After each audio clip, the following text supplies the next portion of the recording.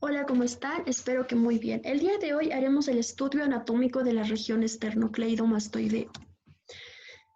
La región esternocleidomastoideo también recibe el nombre de región carotidia.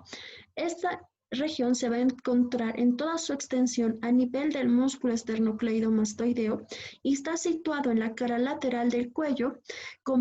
Está en medio de dos triángulos, el triángulo anterior del cuello y el triángulo posterior del cuello. Está limitado anteriormente por el borde anterior del esternocleidomastoideo. Su límite posterior será el borde posterior del esternocleidomastoideo. El límite superior es la apófisis mastoides del hueso temporal. Su límite inferior es la clavícula y la horquilla esternal. Como contenido en esta región encontramos lo que es la arteria carótida primitiva o común y en la parte superior la bifurcación de las arterias. Esta región está formada por 4 planos desde superficie a profundo. La primera será la piel. Esta piel va a ser un tejido más fino y móvil. La siguiente capa o plano va a ser el tejido celular subcutáneo. A nivel del tejido celular subcutáneo se va a dividir en dos porciones, en 2 tercios inferiores y un tercio superior. En el tercio superior, este va a estar formado por tejido celular trabecular y fibroso y está relacionada o por ese segmento va a ascender lo que es el nervio occipital menor. En la porción 2 tercios inferiores va a estar dividida en 2 planos, un plano adiposo facial y un plano celular laxo. A nivel del plano celular laxo es que vamos a encontrar que la vena yugular externa va a ascender por ese nivel. Seguido a lo que es tejido celular subcutáneo encontramos la fascia cervical, comprendiendo que la fascia cervical del cuello va a tener 3 hojas, la hoja superficial, media y profunda. En todo caso, en esta región lo que vamos a ver es la hoja superficial. La hoja superficial de la fascia cervical va a estar dividido en 2 láminas, se podría decir, o hojas, que va a ser una hoja superficial que va a envolver la cara anterior del esternocleidomastoideo. Esta hoja va a ser fibrosa, gruesa y resistente, además que la vena yugular externa asciende a nivel de esta hoja. La hoja profunda va a ser una hoja mucho más delgada y celular por detrás del músculo esternocleidomastoideo y a este nivel va a emerger lo que son los nervios occipitales menores y mayores, además que va a encontrarse lo que es el plexo cervical. El último plano de esta región va a ser la capa célulo-adiposa, que va a estar en relación ya con los planos musculares infra y suprayoideos. Eso sería con respecto a los planos. Cuando hablamos de la región esternocleidomastoideo, encontramos un único músculo, que es el esternocleidomastoideo como tal. Este músculo va a tener 2 cabezas, o se puede decir 2 fascículos musculares, un fascículo muscular medial o interno o external, un fascículo externo o lateral o clavicular. Las inserciones superiores de ambos fascículos serán las mismas, es decir, que se va a insertar en lo que es la parte externa de la línea nucal superior y en la apófisis, perdón, en el vértice de la apófisis mastoides. Ambos fascículos en la parte superior tienen la misma inserción, sin embargo, en la inserción final o distal es que sus inserciones cambian y por eso se denominan 2 fascículos o cabezas. La cabeza medial o interna o fascículo external se va a insertar en lo que es la cara externa o la cara anterior de lo que es el manubrio del esternón. Y la cabeza externa, lateral o clavicular se va a insertar en lo que es el borde posterior de la cara superior de la clavícula. En este caso tenemos que hablar que la clavícula está dividida en 3 porciones, entonces en el tercio interno de la clavícula es que se va a insertar este fascículo. Además que entre ambos fascículos se va a formar un pequeño triángulo, que es el denominado triángulo de Sedillot, que está limitado medialmente por el fascículo esternal y lateralmente por el fascículo clavicular. Y en la parte inferior, estará limitado por lo que es la clavícula como tal. En este triángulo de Sedillot encontramos como contenido el nervio frénico. Este músculo está irrigado por la arteria occipital, además por la arteria esternocleidomastoidea, que será rama de lo que es la arteria tiroidea superior, y a su vez esta arteria tiroidea superior es rama colateral de la carótida externa. La inervación de este músculo está dada por dos nervios. Su inervación motora está dada por lo que es los fascículos musculares del nervio accesorio espinal o onceavo par craneal, y la inervación sensitiva está dada por lo que es la segunda asa cervical del plexo cervical como tal. La acción de este músculo es lateralizar o inclinar la cabeza a los lados, además que permite la extensión y la flexión de la cabeza como tal. A nivel del cuello y en la región esternocleidomastoideo se encuentra el paquete vasculo-nervioso del cuello. ¿A qué se va a denominar paquete vasculo-nervioso del cuello? A tres estructuras que van a encontrarse a nivel del conducto carotidio, que va a ser la arteria carótida primitiva en este nivel inferior. Lateralmente vamos a encontrar la vena yugular interna, y en la parte posterior y medial de estas dos estructuras encontraremos al nervio vago. Estas tres estructuras juntas se van a denominar paquete vasculo-nervioso del cuello. Como ya les mencioné, a este nivel se va a encontrar lo que es la carótida primitiva, y a nivel de lo que es la cuarta vértebra cervical es que se van a bifurcar esta arteria, y se va a bifurcar en una arteria carótida externa y en una arteria carótida interna. En este caso vamos a hablar sobre la arteria carótida interna. La arteria carótida interna va a irrigar el cerebro anterior, además que va a irrigar lo que es la cavidad orbitaria. Se va a extender desde lo que es el borde superior del cartílago tiroides hasta la base del cráneo.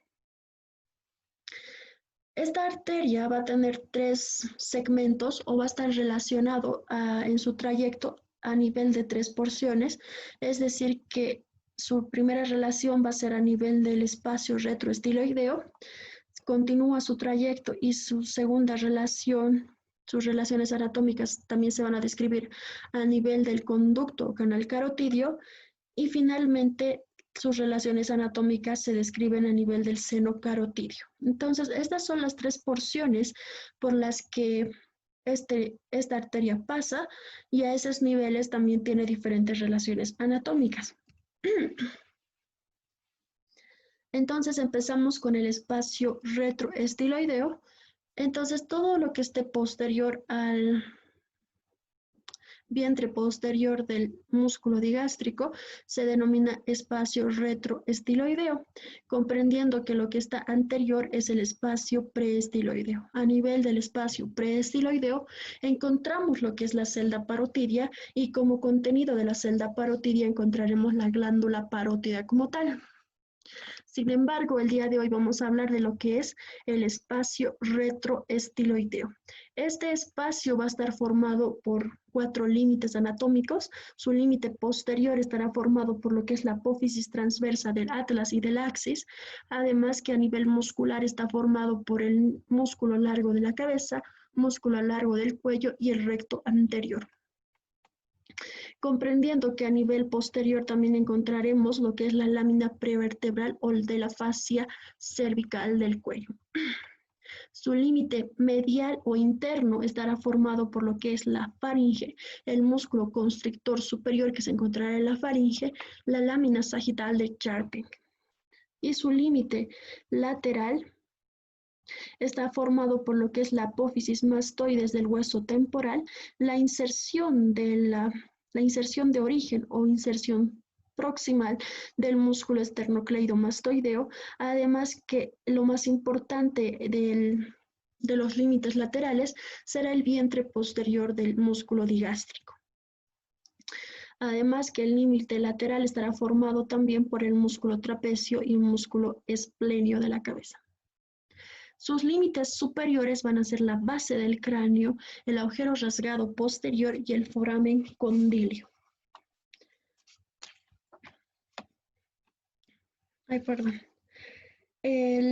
La arteria carótida interna a nivel de lo que es el espacio retroestiloideo está en relación hacia la parte externa o hacia afuera con la vena yugular interna.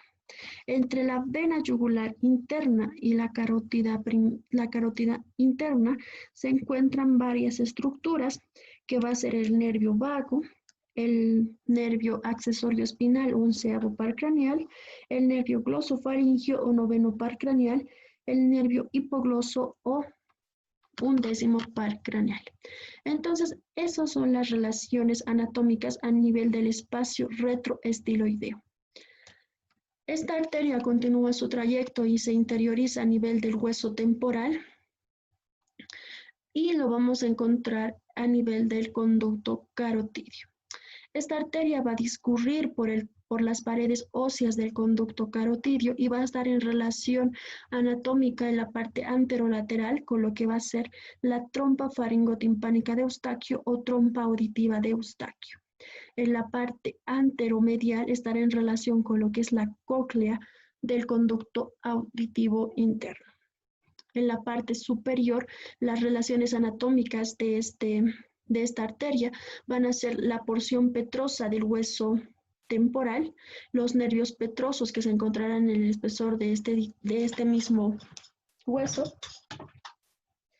Además, vamos a encontrar la impresión trigeminal o impresión gasseriana. La arteria carótida interna ingresa a lo que es la parte interna del cráneo y se va a encontrar en relación con lo que es el seno cavernoso. El seno cavernoso es un sistema venoso endocraneal que está formado por grupos venosos y se va a encontrar en un espacio comprendido entre las partes laterales de la silla turca y el hueso temporal, y en su interior va a contener una arteria que será la arteria carótida interna. Además va a contener nervios que serán el par craneal 3, 4, el 6 y el 5. Esta arteria a nivel del seno cavernoso se va a encontrar en la pared lateral de este seno, va a estar en relación en la parte lateral. Las relaciones anatómicas en la parte lateral van a ser el nervio motor ocular común externo o nervio abduceno sexto par craneal. En la parte anterior y lateral encontraremos como relación anatómica lo que es el nervio motor ocular común o tercer par craneal, y en la parte lateral como tal encontraremos como relación anatómica al nervio patético o troclear o cuarto par craneal. Finalmente, esta arteria va a emerger del seno carotidio y se va a encontrar en relación con lo que es la cisterna del quiasma. La cisterna quiasmática es nada más un espacio que se encuentra a nivel del quiasma óptico.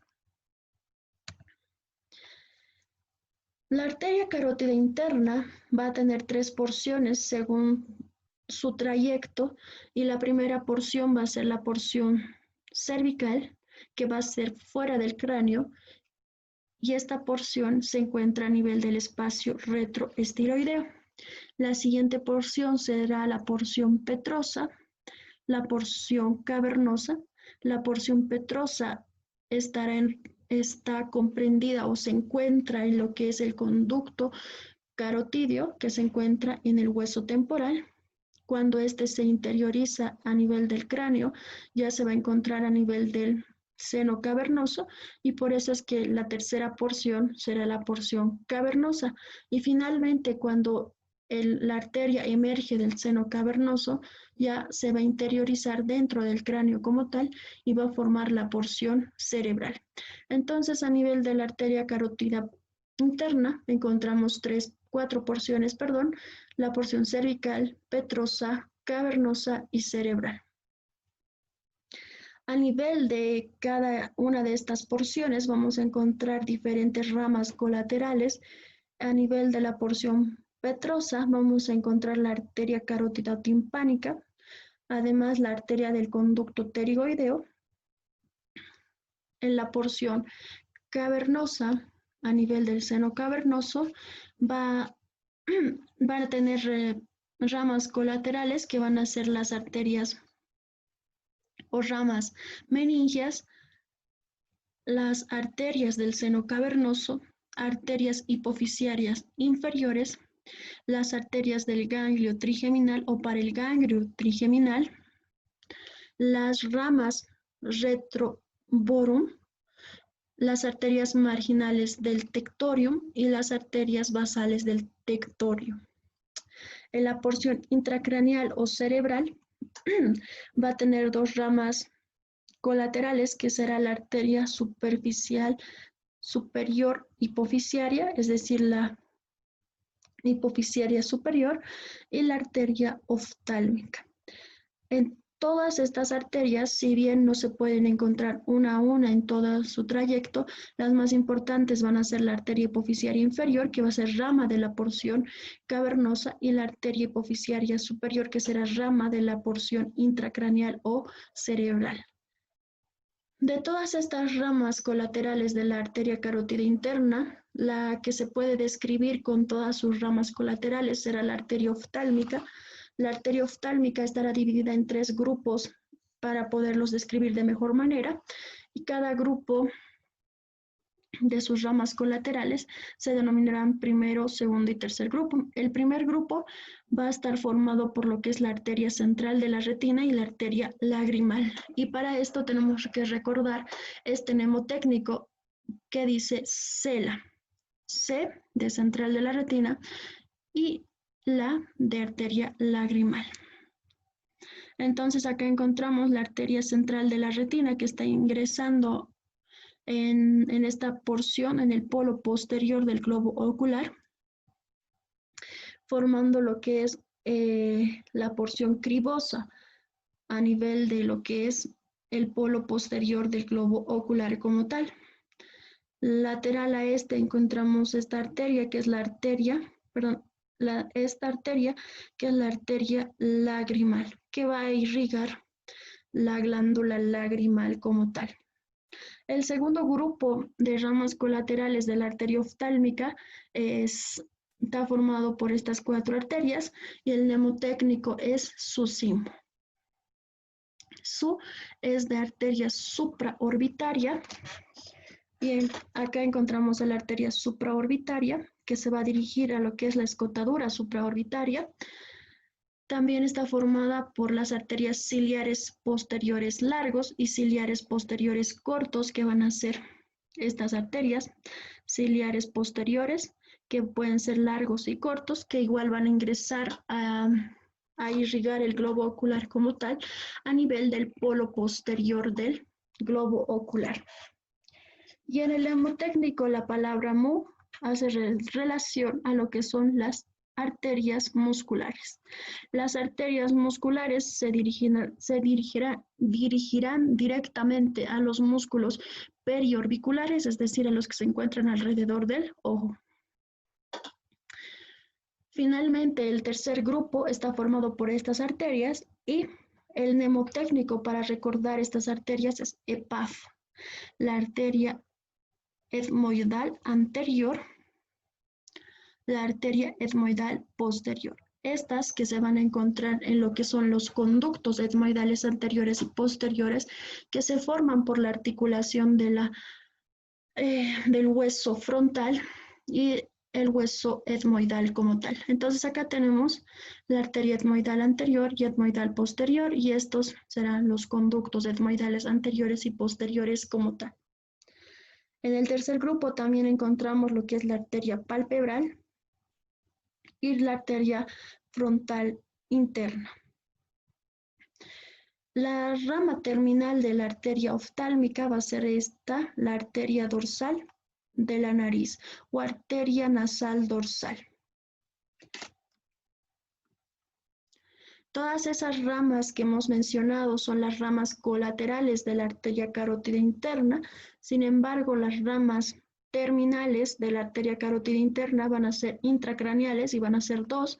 Va a ser la arteria cerebral anterior y la arteria cerebral media, que en este caso la diapositiva está mal. Estamos hablando acá que estas dos arterias, la cerebral anterior y la cerebral media, van a formar parte del polígono de Willis, que se forma a nivel de la base de lo que es los lóbulos o el encéfalo como tal.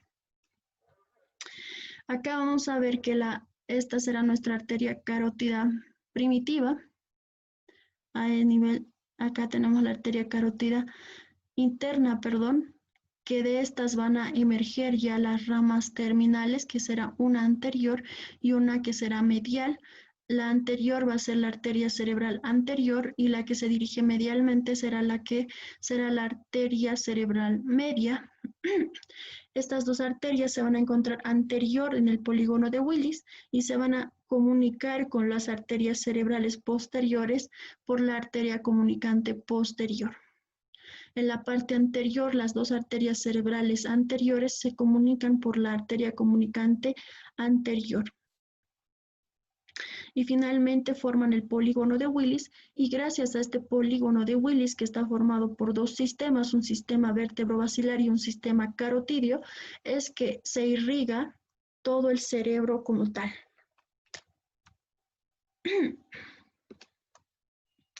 Las arterias llevarán al cerebro sangre oxigenada. Sin embargo, esta sangre, una vez que llegue a los tejidos, se produce el intercambio gaseoso, y la sangre que retorna ya es sangre desoxigenada, y esa sangre debe retornar a través de las venas.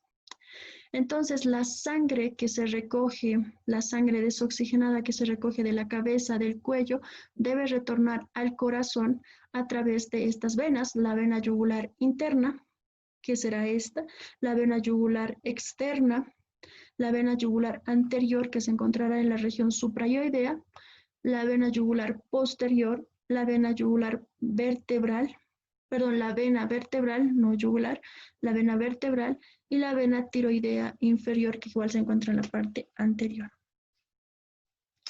Entonces hablamos de lo que es la vena yugular interna. Esta se va a originar a nivel de lo que es el foramen yugular, que esta vena no va a ser la continuación de lo que es el seno lateral. Para esto entendemos que a nivel de la cabeza o en la región intracraneal encontramos la afluencia de 21 senos, de los cuales 5 son impares y medios y 8 son pares y laterales, los cuales se dividen en dos grupos, en un grupo póstero superior y en un grupo póstero inferior. En el grupo póstero superior vamos a encontrar el seno sagital superior, que será esto, que se encontrará en la línea media o en un corte sagital a nivel de la línea media. También encontraremos en el grupo póstero superior el seno recto, también el seno sagital inferior, que será esto, el seno sagital inferior, el seno sagital superior, el seno recto, que comunica el seno sagital superior con lo que es la parte posterior, donde se forma la afluencia como tal. Además encontramos los senos sagitales posteriores o senos occipitales posteriores y el seno lateral, que será esto. Este seno lateral se va a continuar en la parte externa o exocraneal con lo que ya es la vena yugular externa. En los senos, como dijimos, en los senos craneales también encontramos el grupo posterior inferior que estará formado por el seno cavernoso. Y como ya les expliqué, el seno cavernoso es la afluencia de muchas venas y es un grupo formado por bastantes o por afluencia de varias venas que se comprende en un espacio que se encuentra lateral a la silla turca y el hueso temporal o la porción petrosa del hueso temporal. Los afluentes de la vena yugular interna van a ser el seno petroso inferior, el seno retrooccipital, el seno carotidio, la vena condilia anterior, la vena faríngea y la vena facial. La vena yugular externa va a tener dos orígenes, se puede decir, con diferente teoría, es decir, que Gray, que corresponde a la escuela de anglosajona, dice que la vena yugular externa está formado por la unión de la vena retromandibular y la vena auricular posterior. ¿Listo? Entonces la unión de estas dos venas dice que forma lo que es la vena yugular externa como tal. Sin embargo, en esto también cabe recalcar que la vena retromandibular está formada por la unión de la vena maxilar y de la vena temporal superficial. Las dos venas se unen y forman la vena retromandibular. Y la vena retromandibular con la vena auricular posterior, acá, uniéndose formaría lo que es la vena yugular externa. Sin embargo, otra teoría es la teoría de Rubiert, que corresponde a la escuela latina, que dice que esta vena yugular externa se forma por la unión de la vena temporal superficial y por la vena maxilar y el plexo pterigoideo. Los afluentes o afluentes de esta vena yugular externa van a ser las venas auriculares posteriores, las venas occipitales superficiales, las venas de la región cervical subcutánea, de la cavidad timpánica y las venas escapulares superiores y posteriores. La vena yugular anterior se va a encontrar al nivel de lo que es la región suprayoidea. Se origina por la unión de lo que es la vena submental, de la vena facial. Esta vena yugular anterior se puede originar de la vena submental, de la vena facial o de del tronco venoso tirolingofaringofacial. Estas venas se pueden anastomosar con lo que es la vena tiroidea superior, la vena tiroidea, o también se pueden anastomosar con las del lado opuesto y formar el arco venoso yugular. También se anastomosa a su vez con lo que es la vena yugular externa y la vena yugular interna. La vena yugular posterior se va a originar por la unión de dos venas, que va a ser la vena occipito vertebral y el plexo suboccipital. Los afluentes de este grupo o de esta vena yugular posterior van a ser lo que corresponde a los músculos de la nuca como tal. Se va a anastomosar con el círculo venoso intracraneal, además con la vena yugular interna y externa, y también se puede anastomosar con las venas vertebrales que se van a encontrar en el conducto vertebral. Otra vena por la cual la sangre de la cabeza retorna al corazón va a ser la vena vertebral.